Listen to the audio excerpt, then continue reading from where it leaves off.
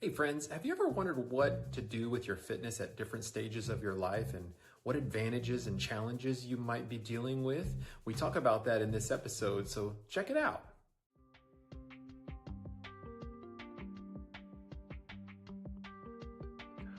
Welcome back to another Triple F video.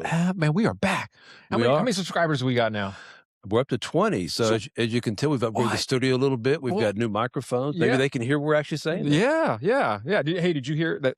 This is what happens when you get 20 subscribers on YouTube. They send you all new gear like this. Wow. I mean, mics. What was I paying for then? So yeah, this is a pretty hot setup now. I think we got this going on. So hey, we get 100 subscribers, we're going to really go big tech then. So oh my goodness, that was like a whole new studio, lighting and everything. I really like YouTube. This podcasting thing is pretty impressive. It is. It is. We're having, well, I don't know about you, but I'm having a lot of fun. So yeah, I like it. That's the third F in Triple F. So so today what we're going to do, we're going to focus a little bit on fitness, and Tyron's going to give us a presentation here on some things around fitness at different stages of life, things we need to be concerned about, maybe not concerned, but just aware about, so that we know what to expect. So, I've got teenage grandsons, and so I know you're going to talk a little bit today about teenage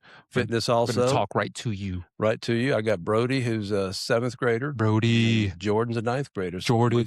I was in high school. So some good names. And I know they'll be watching, so we need to give them a lot of good advice. They need to comment. Yeah, and share with their friends. There you go, because this is going to be useful for them also. We kind of cover fitness from the teenage level all the way through retirement level, just like we do with finances. It's for any age group. So with that, why don't you kick us off, Tyron? What do you have for us? Yeah, I actually just started with a new client. I won't give out his name just because it's not necessarily for public, but I just started. He's a soccer player. He's actually going to be playing for the Honduras team in his age group. So we're going to get him ready. He's got to go down there in the summertime. So we got a program put together for him, and we're going to help him build up some strength. Okay. We're going to help him build up his agility, a bit of his explosiveness, his endurance. Do you work with a lot of teenage kids in your fitness? I would say of all my clients, maybe 10% are teenage.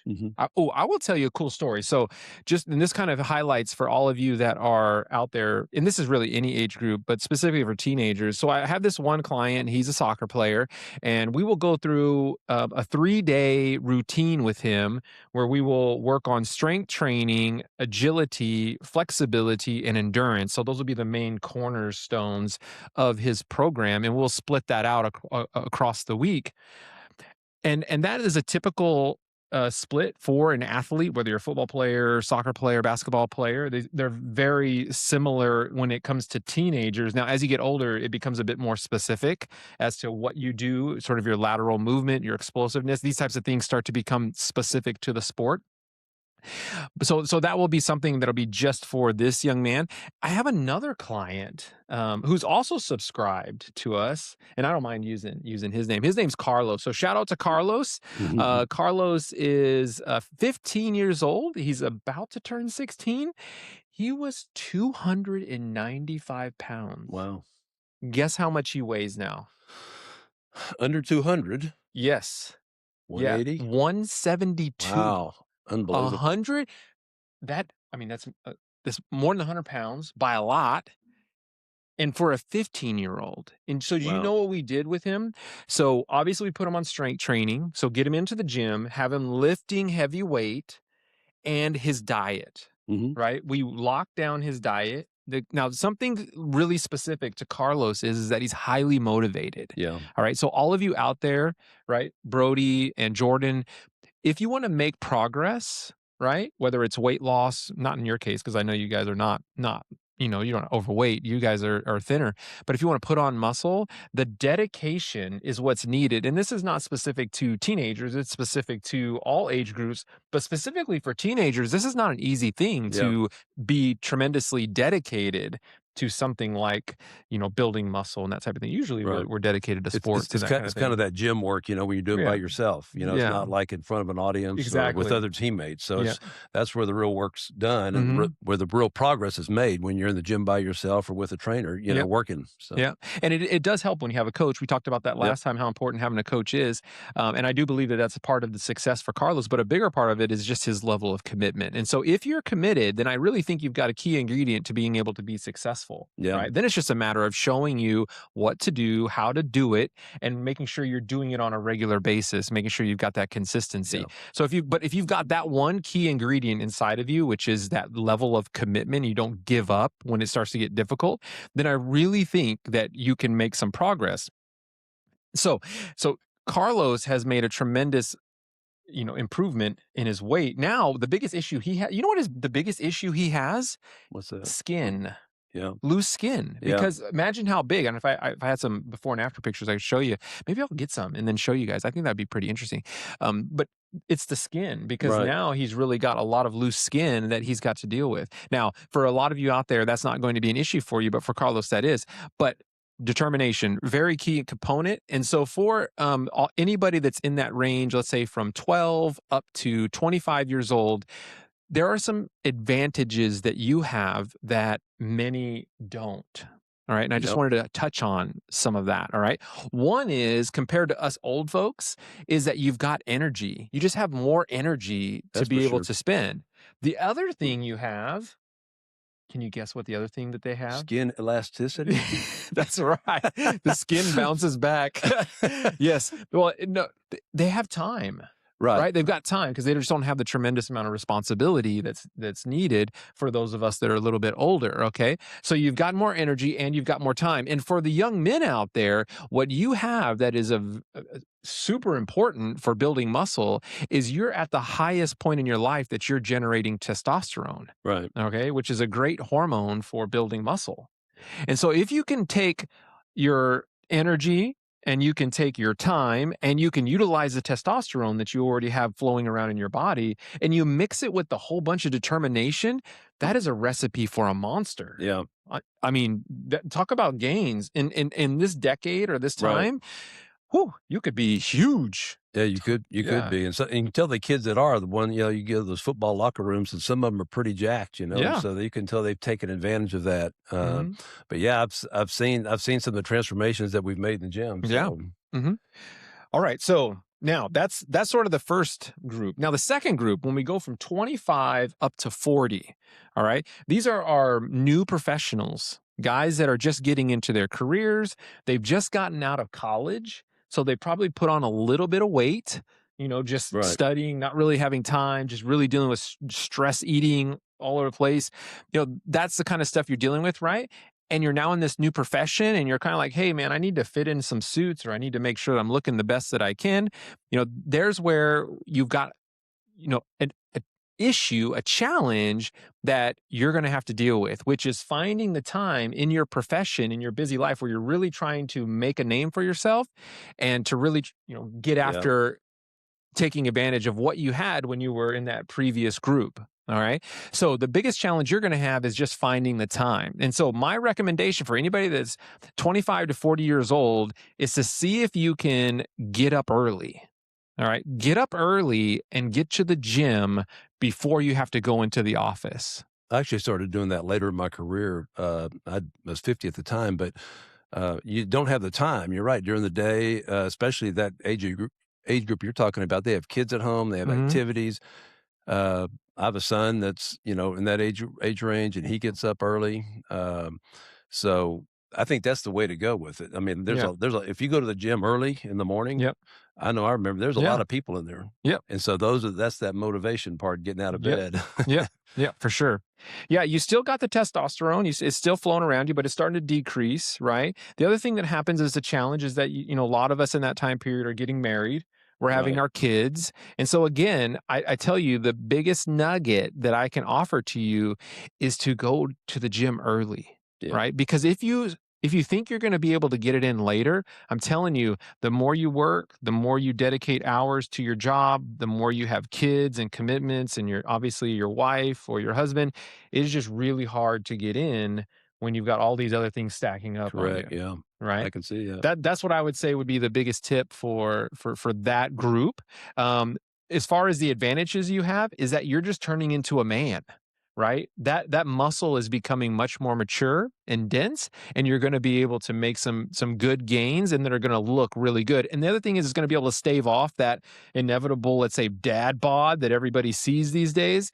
I mean, I'm telling you, your wife doesn't want to see that, all you men out there. As much as they're telling you, oh, you look so cute. Oh my, you're not fat. I'm telling you, if you want, keep things spicy, all right, make sure that dad bod does not come on. Okay. So there's another thing that the benefit of making sure you're staying in the gym and taking care of yourself, especially on your nutrition. So we'll talk about that another time. Let me ask you a question real quick on that, on the 25 to 40 age group. Mm-hmm. Is that the optimal time to be adding to, like, getting a little bit, not bulk, but, to get kind of lean and to kind of show some muscle definition? Yeah. Because that maturity is coming in, right? You kind of shedded off the baby fat that you had when you were a teenager and a young adult, and the muscle really starts to become really dense, right? And you start to see a lot of vascularity, you start to see a lot of striations in the muscle. But of course, if you're eating out all the time, right, and you're not taking care of your nutrition, then all of that hardness that happens in the muscle belly as you get older, as you get into that age group, you're not going to be able to see it because it's just covered up in fat. Yeah. Okay. Yeah. So it's all about input. What you put in can sometimes be reflected on what actually shows up on the outside of the body. 100%. And so we are going to address the nutrition piece in the future, but that's something to definitely be mindful of. Okay. All right. I'll do this as the last group in this sort of these decades. All right, and this would be from 40 to 60. We'll say 40. Where are you at again? I am 66. You don't even count. You're not going to have anything for me today. Dang it! We're gonna have to come up with another one. Maybe you should speak to that one. Okay. All right. So 40 to 60. Okay. So here we are in the prime revenue generation period in our life. Okay. We have made it to the part in our career that we have been striving for. We've climbed the ladder and we have reached the Everest of our occupation, we hope. Okay. So hopefully you're making lots of money. But financially, anyway, you should be. Should be, right? Okay. He's going to talk more about that. All right. However, in this particular time, this is when you want to start being smart. Okay. Because up to this point, you've had the youth on your side so that if you were to hurt yourself while you're working out, you would have the ability to recover pretty well, and it's not going to be like the end of the world, okay? However, in these 2 decades, if you hurt yourself in these 2 decades, it really can have an impact on your ability to be able to generate revenue. Because if you're having to go to doctor's appointments and you're walking around in a boot or your knee's all tore up, you just came out of knee surgery, you know how difficult that is and what that recovery was like, right? If that's your situation, that is going to hurt your ability to just impress people to be there when they need you to be there. I mean, remember, by this time they're paying you a lot of money to just be there, right? To share your skill sets. And if you're not able to share those skill sets, they're going to find someone else to share it with, okay, or to have them share. And so you definitely want to be careful. So in these 2 decades, you want to really prioritize your rest days, okay, making sure you take 2 days off a week and not just grinding, okay? You want to make sure that the nutrition is really, really good, okay? Because it's in these 2 decades that we start to run a higher risk that we're going to have issues with our heart. We may have issues in our digestive system because if we haven't been taking care of that may pop up. We could have cognitive issues, all kinds of problems that could pop up just because we haven't been eating well and we haven't been taking care of ourselves. So in this one, you want to really be careful about. Make sure you're getting your checkups. Make sure you're doing your annual exams. Right. All of these things. As far as the advantages you have for this group is that you've got more money. And just like I mentioned in the last podcast, this is when you should really be thinking about investing in a coach. Right. All right.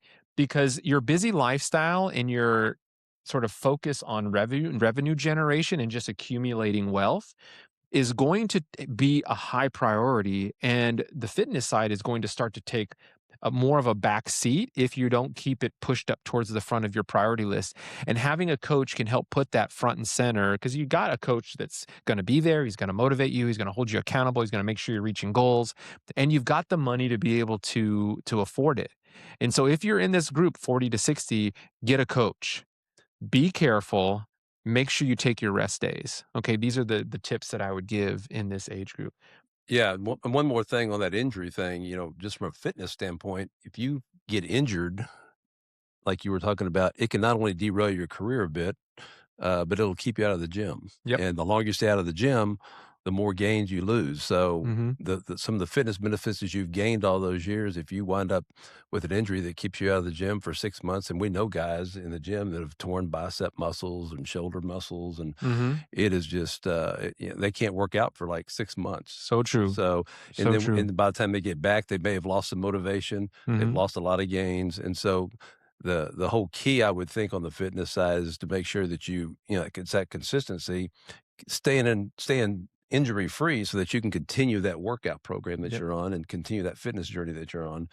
Because you don't want to take, and the older you get, we know some of them, the harder it is to come back. It's harder to recover, harder to come back. Those muscles don't heal as quickly. So just really be careful. Yeah.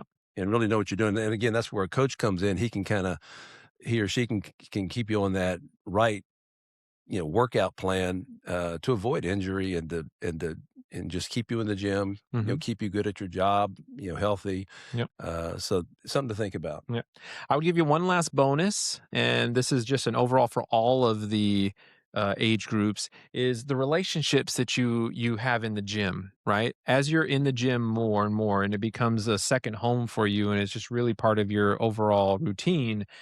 I mean, the friendships. I mean, look what was established here from the gym, right? It is a friendship that grows into something that is beneficial financially, but also something that is reciprocal, and that you get the benefit of hearing some gems when it comes to fitness. Right. And we have friends, all of them have their own set of skills, and we've gained access to those set of skills because of the gym. It is a bit of a community, a family. And that's the other thing that you establish when you spend time at a fitness facility, at a gym. You gain those relationships, and I think that's super valuable. Yeah, I've been to some of the big box gyms, the ones where there's hundreds and hundreds of people working out.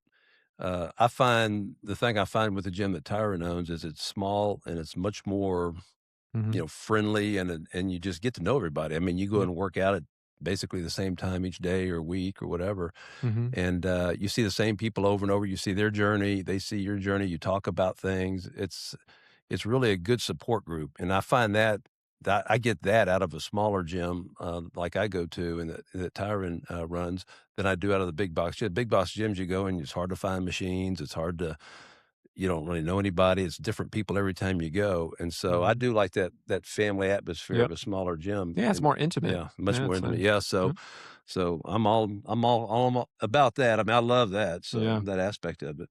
Well, good. I hope you learned something here. I hope that it's something that you're able to take from this, regardless of the age group, especially for Brody and for Jordan. We hope that you learned something here. Take advantage of that testosterone. Take advantage of that age and that time that you've got. Because I'll tell you, mix that with some determination, and you'll be unstoppable. All right. Absolutely. Okay. Hey, well, let's wrap this up, and we'll get to some finance. There you go. All right, guys. See you next time. See ya.